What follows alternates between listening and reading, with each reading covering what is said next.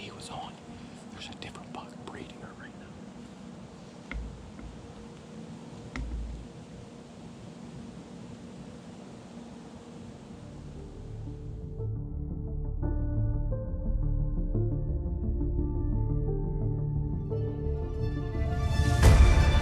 This might be the biggest buck of my life. Oh my God, I cannot believe that happened. But you're on the board. I don't know, that's a really big deer. Look at this deer. Freaking stud. This is without a doubt the biggest deer of my life.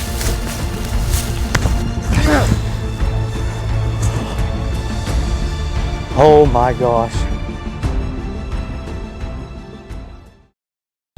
All right, good morning everybody. It is November finally, and I'm excited to get in a tree this morning.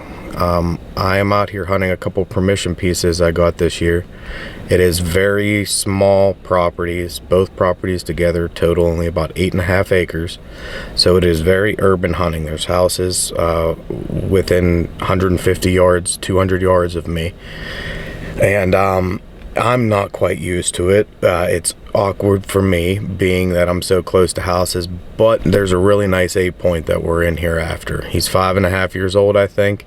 So we got permission. We're gonna go in and try something new here. So I did hunt this once earlier in the season. It was September still, and the deer that we were after came in, but he stayed at like 75-80 yards down below me.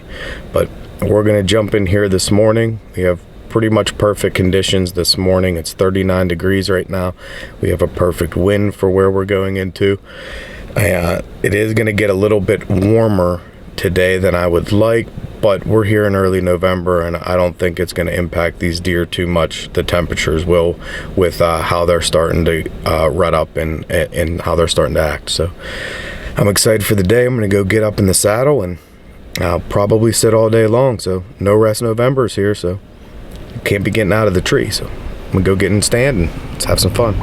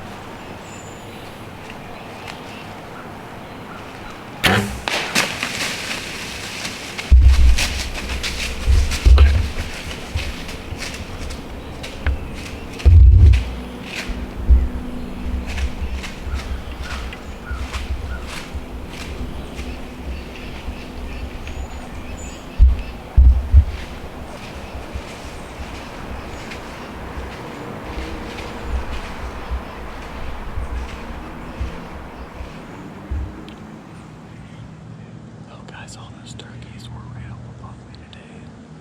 Most of them pitched down and went uphill, but that bearded bird there came right down.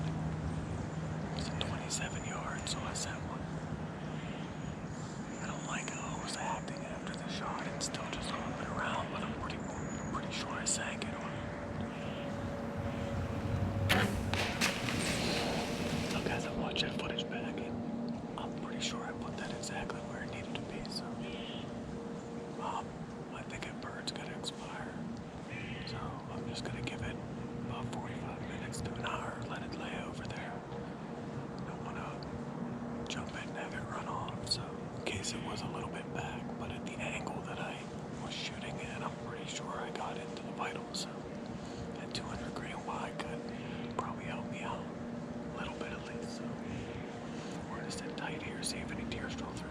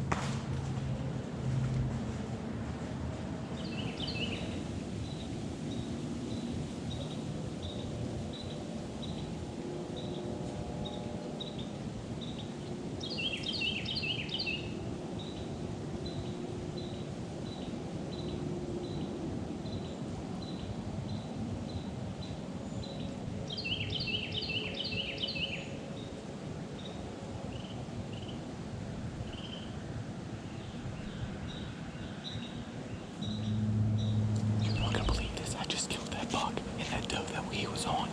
There's a different buck breeding her right now.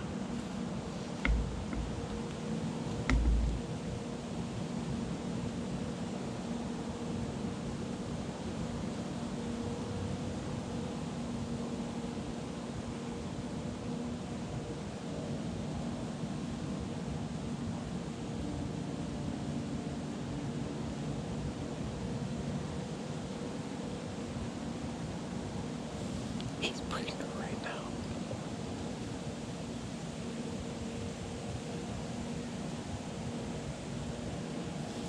We absolutely hammered that buck. He was at 30 yards on the gas line. I knew at some point that doe, she was getting antsy with how much that he was on her, and I knew she would eventually run over this way. And it paid off, man. All right. Here's what I got, guys, because it's been a whirlwind since I let that arrow loose on that buck. I shot that deer at 31 yards, and it was a little bit further back than I wanted, but nothing too bad, and he was actually quartering away slightly. In the footage, the exit is like right behind the armpit and low. So that deer walked off. He only went 20 yards from where I shot him, and he bed down. I thought he was down, called my wife, was sending some texts out. Well, a couple does ran by, he got up, but he immediately stumbled down again. So I figured I'm just gonna sit in the tree, let it play itself out. And that's what I was doing, but unfortunately that just wasn't the case. One of the property owners here that I have permission to hunt on let his dog out, and once that dog got let out, that buck got up.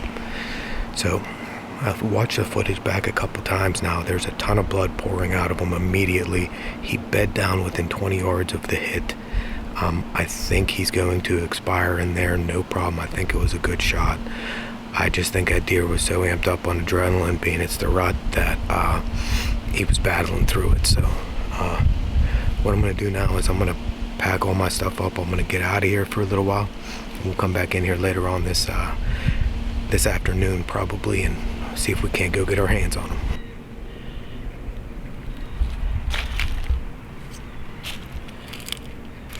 Oh, there's blood right here on the gas line. So I don't know how that deer got up and was doing what it was doing, but I don't see the arrow. It's definitely not still in him. But I have blood right here, so I'm gonna back out, go down in. I'm expecting him just to be down here and all this thick stuff, hopefully. So we're gonna back out for a little bit and go watch some of this footage on a bigger screen. So I'll check in with you guys in a bit. All right, guys. I got the turkey I shot first thing this morning located. Didn't go too far. It was only about 15 yards over that little ridge that I lost sight of it over. So made a good shot, and super happy. This is only my second compound bird, so super pumped about that. It was an awesome start to the morning, and things just got even better because that buck came chasing that doe in, and that buck gave me a shot. So we're gonna get this bird out of the woods here, get it on ice, and we'll be back in here in about an hour or two, probably 2 hours or so. I'm gonna go watch some footage and come back in here, see if we can't lay hands on something a little bigger. All right, guys, we're back in the woods. We're almost to where I shot that deer. I don't know if you can hear in the background, but one of the property owners who gave me permission is cutting his grass right now, so you'll have to bear with me on that. Like I said, it's gonna be like 60 degrees today, so we're just getting back into this gas line that the deer was on, and we're gonna slowly work in here and see if we can get our hands on him. We're gonna follow blood slow, just because I think I was a one lung hit. I talked to a couple people, and they all think the same thing, just being how the deer acted. So we're gonna move slow, but hopefully we can go in here and lay hands on him. Woo! Oh, he's been dead a while. Here we go. I don't know if you can see it, his eyes all messed up and gored from fighting. His eyeball's gone. Oh, what a good deer, man. I'm gonna get him cleaned up, and we'll get him drug out where the we can do a little exit interview here. But I'm glad we let this deer lay for a while, just from the circumstances of the shot and everything that happened after the time I pulled the trigger, with it getting up twice. But it was a lethal hit. He bed 1, 2 yards away was bed 2, and then 6 yards away is where he was expired. So we got our PA buck tag filled. Let's have some fun. No rest November, baby. All right, everybody, we got him drug out there.